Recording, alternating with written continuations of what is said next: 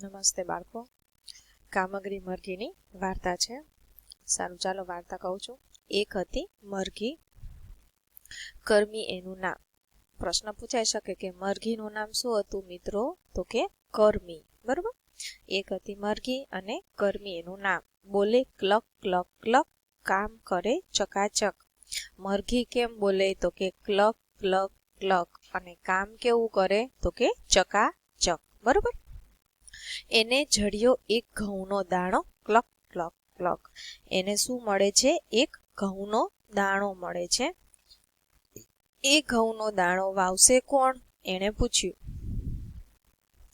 તો ઘઉંનો દાણો મળે છે તો ઈ કહે છે બીજા પ્રાણીઓને તો કે ઘઉંનો દાણો વાવશે કોણ? એને એવું પૂછ્યું. કોણે? તો કે કર્મી મરઘીએ.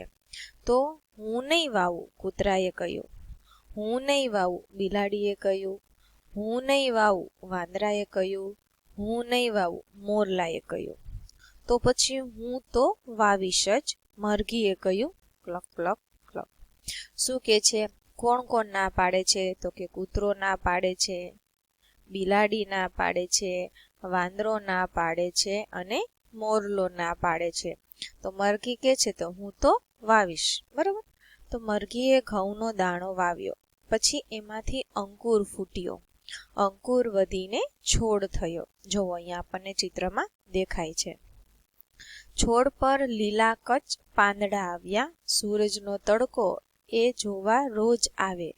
છોડ વધીને મોટો થયો અને માથે ઊંબીઓ દેખાઈ. ઊંબીઓ એટલે કે શું હોય? અંદર ઘઉં હોય. બરોબર. ઘઉં ભરેલું છે. ઓલું હોય બાજરો હોય તો એને ડુંડા કહેવાય, પણ ઘઉંનું હોય એને શું કહેવાય? ઊંબીઓ કહેવાય. એ ઊંબીઓમાં દાણા ભરાયા. મરઘીનું મન ભરાયું, દાણા પાક્યા. બરોબર. જો મિત્રો, ઘઉંનો દાણો વાવે છે તો કેટલી પ્રોસેસ થાય છે. તો કે એમાં શું દાણો આવે છે તો એમાં પછી શું કરે છે? અંકુર ફૂટે છે. અંકુરમાંથી શું બને છે મિત્રો? છોડ થાય છે. છોડ પર લીલા કચ પાંદડા આવે છે. પછી એમાં સૂરજનો તડકો પડે છે એટલે છોડ વધીને મોટો થાય. કેમ કે છોડને વધવા માટે શું જરૂરી છે? ગરમી. બરોબર. તડકો પણ જરૂરી છે, પાણી પણ જરૂરી છે અને હવા પણ જરૂરી છે. તો એને તડકોય મળે છે, પાણી મળે છે, હવાય મળે છે. તો એ છોડ કેવો થાય છે? મોટો થાય છે.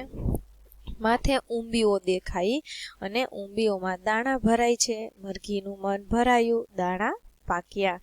હવે એ ઘઉં લણશે કોણ? મરઘીએ પૂછ્યું. મરઘીએ પેલા વાવાનું કહ્યું તું તો ના પાડી હતી. હવે ઊંબીઓ તો લણવી તો પડે ને, ઘઉં તો લણવા પડે ને. તો કે હવે ઈ લણશે કોણ? મરઘીએ પૂછ્યું. તો કે છે હું નહીં લણું, કૂતરાએ કહ્યું. હું નહીં લણું, બિલાડીએ કહ્યું.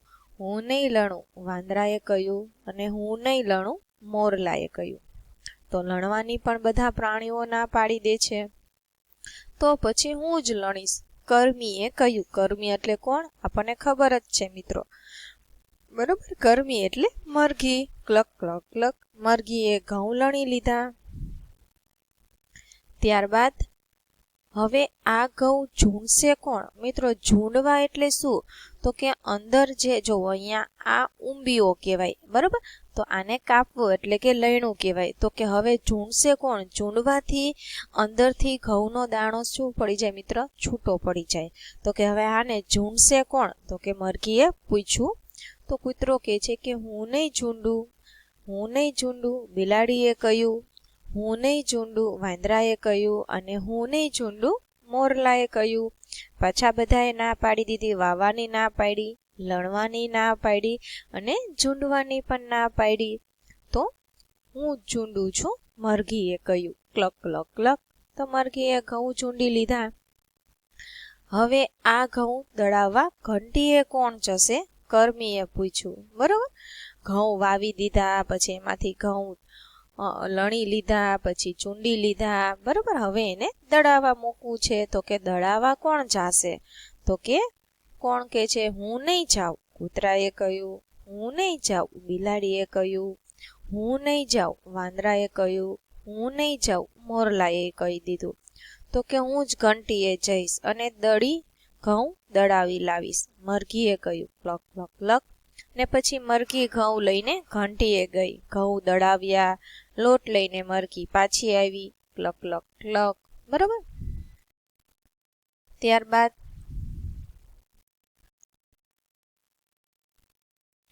હવે આ ઘઉંની રોટલી બનાવશે કોણ? મરઘીએ પૂછ્યું. હું નહીં બનાવું, કૂતરાએ કહ્યું. હું નહીં બનાવું, બિલાડીએ કહ્યું. હું નહીં બનાવું, વાંદરાએ કહ્યું. હું નહીં બનાવું, મોરલાએ કહ્યું.